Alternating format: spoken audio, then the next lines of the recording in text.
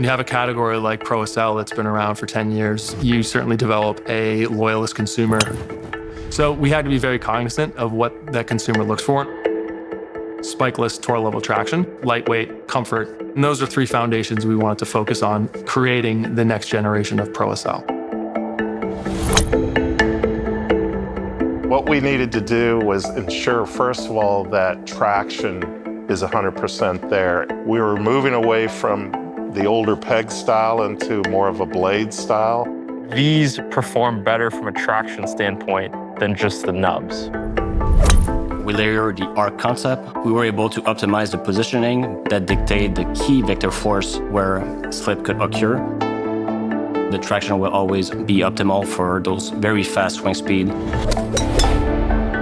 Not only you have rubber and TPU as a material combination on the outsole, but you also have two different harnesses of TPU, one which is stiffer on the lateral side, but a little bit grippier on the medial side.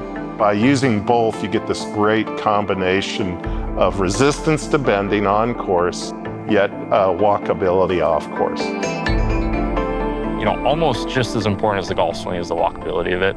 You're in the shoe for 6, 7, 8 hours a day. ProSL shows me that it's not really the case. It feels like kind of like I'm wearing a tennis shoe. We really wanted to focus on making sure we were delivering a really lightweight platform. So for walking comfort, less foot fatigue, foam strategy here was to ensure that we both had comfort, but also a lightweight feel as well. If we were to make the entire shoe soft during the swing, it would want to compress down. So in very specific areas of the shoe, we'll put these firmer foams to help support the swing. About 80% of us land on the back outside portion of our heel. So by having a crash pad, we're able to absorb that energy and create the right walking mechanics. The big thing for me, it's the right amount of stability versus flexibility. I move a lot during my swing, obviously, and it lets my feet kind of move, but also having that stable connection with the ground. Working with our tour elite players, elite amateurs, we were able to pull some data that actually showed us how the biomechanics of a golfer's feet move throughout the swing.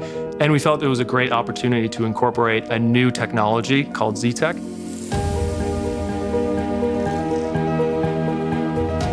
A lot of shoes, spikeless, are getting more athletic, more comfort, and this is one of the key features that we wanted to improve on it.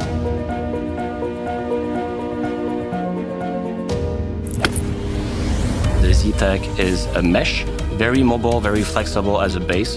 Then on top of that, we added specific zones of reinforcement, and we also put hot melt on top. The synthetic shoe in the past have proper support, but maybe sometimes too stiff. Athletic shoe, on the other hand, have mesh, very lightweight, very mobile, but not easy to clean, and maybe does not have the proper support for the 120 miles per hour swing speed. Combine the benefit of both without any of the downside. It's almost the best of both worlds. Like, I feel secure right here. It's not pressing into my feet. I really like how this arch feels smooth and flexible, which is really nice. That's really good.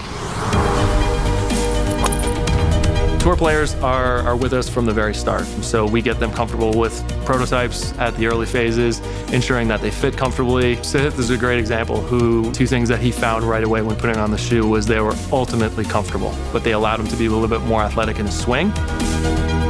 Rigidity and stability are associated, but that doesn't have to be the case. And I think the ProSL is a great example of that. I can put pressure into different parts of my feet if I'm working on certain stuff with my swing and trust that, that force is going to be outputted the right way.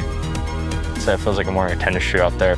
Very excited to get all the tour players in that shoe and to experience all that amazing comfort with increased performance. I mean, if you put a blindfold on me, I would be able to tell it's a ProSL, which is nice.